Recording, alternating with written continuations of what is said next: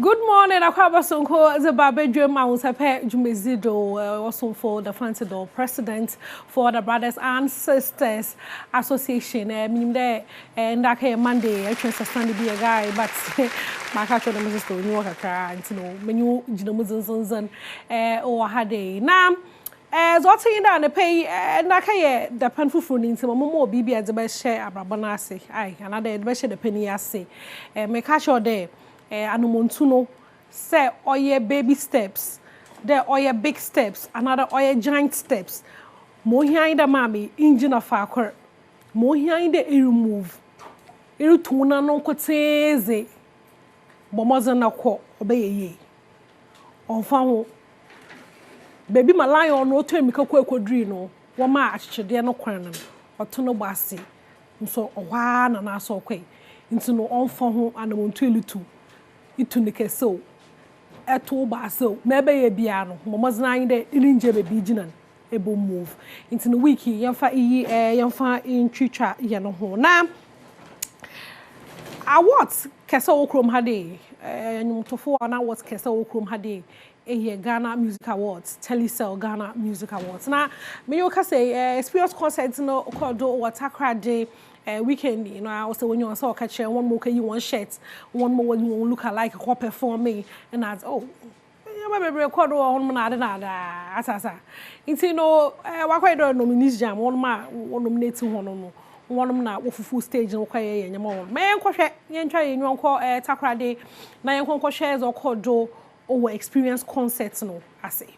Okay, it's you know takra day landlord no so enyen Kofi Kenata or full stage. Or say hono mbrede pain or why or nominated to the one to about unfama no nonja awards ni bi unfama hen into no hono ma wo nominate woni nyina no say wo favorite bi wo ma bomoz na member na ber kakra kra foto abama no na ontum na onja award no yempe hwehwenim bia but adama award ya rankasa no KOKA no ofia hade weekend or short time do na o chema award no ho wa chewie award na afi na about wa ban wo ho no KOKA ri chema aba no wa to awie ema nyimpo no pekra award so roko won ho no okọ won ho because o hwe most manyama roko na o de yes award no yes the say music industry no okrom ha awo say is okay na yemra one che award no ye de amade ye de be man dada wo ade ne ya chawie oh I would say o say we dey kan ya mama nkan chok correct you da be na sa di definition by do you define a category when the process is ongoing? It is only fraudulent ways for you to define to find a way to comfort yourself. Ade na ekoso say me no ko mirika na ye ko mirika na ye tu ya 50 meters aka 50 meters ye be wi yes yo say no because wu tiri nyefu ma pampo mepan say wu twamia because me ni anya correct who born dog ade we free artists omo sorry o enti sa ye bobo omu nyansa kro no sa we nyansa me say nyansa bi enini ade no you'll be creatives, and you see gradually these awards is destroying our music. Oh, how? People are writing to suit awards instead of people producing songs for enjoyment. Who say bantaba? Who say pandits? Abe piasa say omuni omuhuku. Who DJs are any artist say because who reduce me airplay. And as who bo obi nyum no who more nipa ko more airplay and you are reducing my relevance in the game. It's a KOKA in the oil choir. What's no watch area okay well into no KOKA na dwen chair awards na zoro kodo ukrom hade fa obi a ofili de nyom ko so no nominating what category say bi ya ye dey chede yeye be record but every year bia osi atasa every year bia ya awards bia obi nya happy organizers no miss bibi into no mo be dem bia no oil de dem some no your kokodo but we hope for the best ye bompa de nyimpa o deserve no obenya an obi o deserve bia na sabaka awards ni bi wo oye TGM no ase Telisa Ghana Music Awards no ase also about on the 3rd of May to no say pede ko hwe bia bomozna na bobo ho na hwe tickets ka ai na hwe wa talon so very necessary na yentum na ye ko hwimbom wo ho no na maybe santi no de mechiri weekendi menene mu you socials no da na mu ni interview bia Rabbi Bibi Sunday an assistant.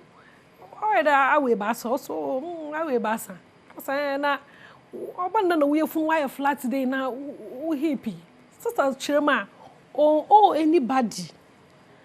Also onzi obia explanation bi akao. Hey, Auntie May.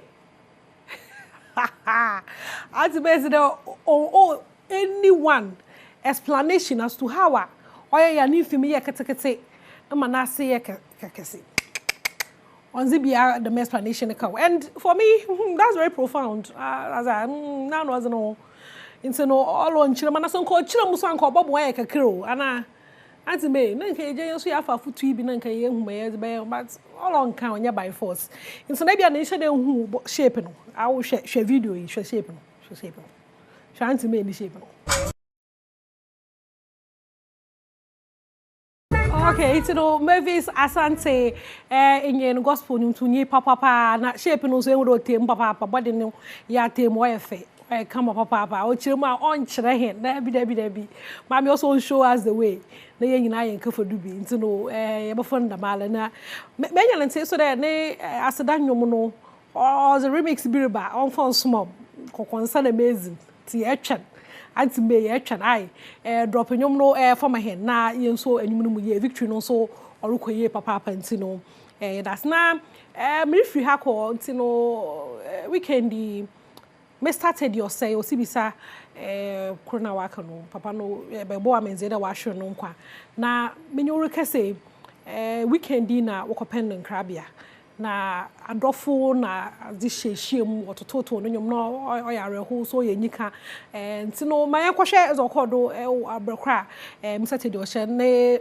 ebusuafo na yakofo hiem na wototo no nyom kakakakra we are going, heaven knows where we are going, we know we will get there.